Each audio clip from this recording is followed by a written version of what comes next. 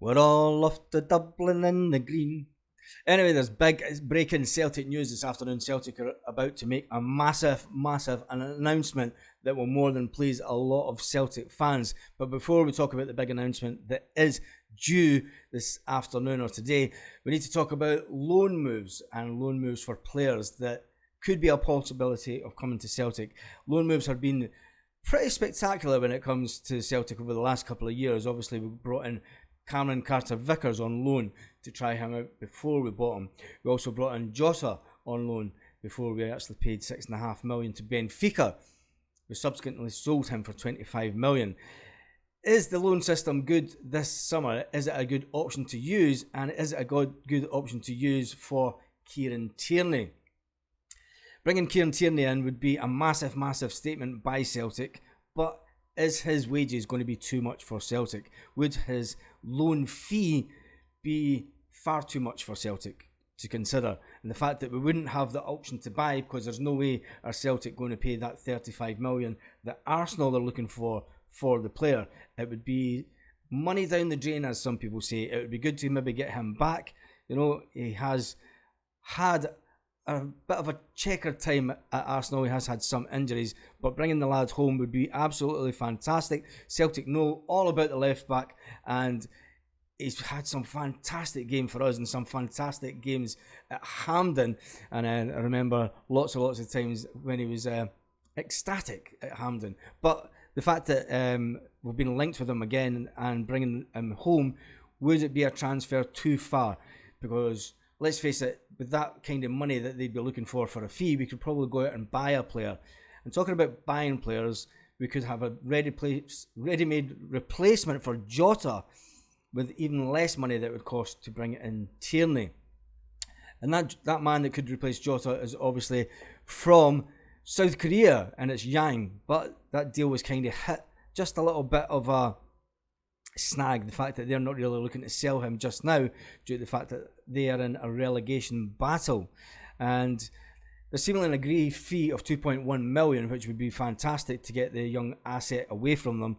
But they're holding on for as long as they can, and the Celtic need to do all they can to try and get him in the door. He's described as highly creative. Is he the man to replace Jota, or is Marco in the building that person? So tell me in the comments what you think about that. We're going to talk about announcements that Celtic made yesterday. And the big announcement that Celtic made last night was obviously the fact that a keeper had left the building. And no, it wasn't Barkas, who wasn't given the same privileges, as we can call them. He wasn't given the big goodbye for Celtic. It was kind of a bit bizarre. But Barkas, who has left the building, is now holding talks with Swansea City on a free transfer. He was obviously in the Dutch League last year, and Celtic have tried to sell Barkas over the last two windows, but they've struggled to find any suitable clubs willing to pay a fee for the Greek internationalist. And they've now decided to let him buy it out his contract and let him go for free. But last night Celtic did make an announcement that Connor Hazard has left to join Plymouth Argyle after ending a 9-year association with Celtic Football Club. Connor joined at 16 years old in 2014, and he's been in and out of the first team since 2017. We all wish him the best, but it's kind of weird that Barkas wasn't given the same sort of goodbye, if you like. Where young Connor was at Helsinki last year, and he won the club's Player of the Year award, which was good for him. Now let's get to the big news that Celtic fans are going to be absolutely ecstatic for. Ticketmaster did let it slip last night that Celtic will be playing Wolves in a pre-season friendly. The date and time of kickoff in Dublin, confirmed by them, is the 29th of July at 2 o'clock in Dublin. Yes, we're all off to Dublin in the green. That'll be a fantastic trip for Celtic fans. There'll be lots of buses obviously going over from Scotland, and obviously the ones from Ireland. Also, a lot of the Belfast clubs are going down. Big Simi, he'll take his buses down, I am sure.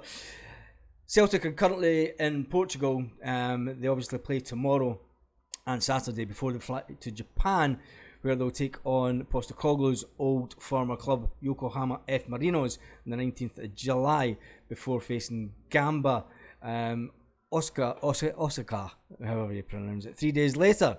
And then we go to Dublin to face Wolves, which will be a fantastic game in its own right, because taking the buses down Dublin is always a cracking laugh. And then a few days later, obviously, we come back and we play Athletic Club on a strange evening game. And it's a shame because James Forrest should have had a complete sellout, but the fact that the game's a pre-season friendly, well, testimonial game at night isn't a good one by Celtic. I mean, I think it's completely mad that they did do that, but obviously the team need to come first before any sort of testimonial games, and I think it's kind of had the adverse effect. So tell me your thoughts in the comments about that. Tell me your thoughts about the game in Dublin. Will you head to Dublin in the green? That'll be some game and it'll be some trip. It is the one ground that I didn't manage to get into because I sat outside with a mate who lost his ticket when we played Liverpool.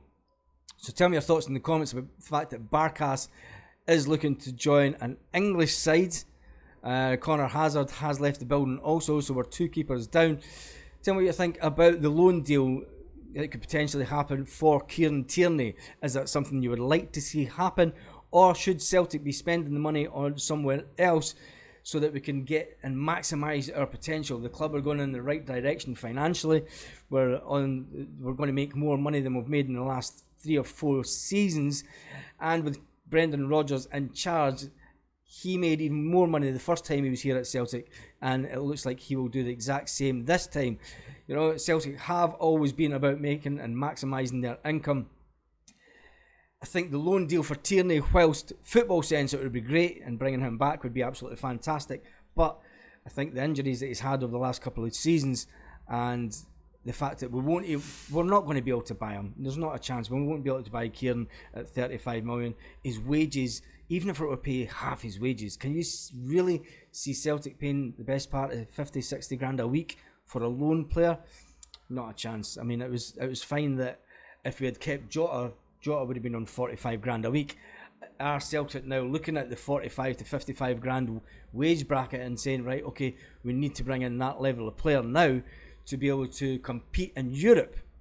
Is this maybe the way that the club's going? I don't know. Is Kieran Tierney going to take that much of a wage drop to come to Celtic? I highly doubt it. But anyway, you never know. Scottish football is a funny old game. So with that note, it's been a nice, interesting video this morning. There's not a lot of speculation going around about players. Obviously, the big news that will break today is the fact that Celtic will be heading to Dublin. It is expected that they will make an announcement. Ticketmaster did announce it late last night that the friendly will go ahead. Just wait till Celtic make the announcement and buy your tickets through Celtic if you ask me. And on that note, have a great day, Celtic fans all around the world.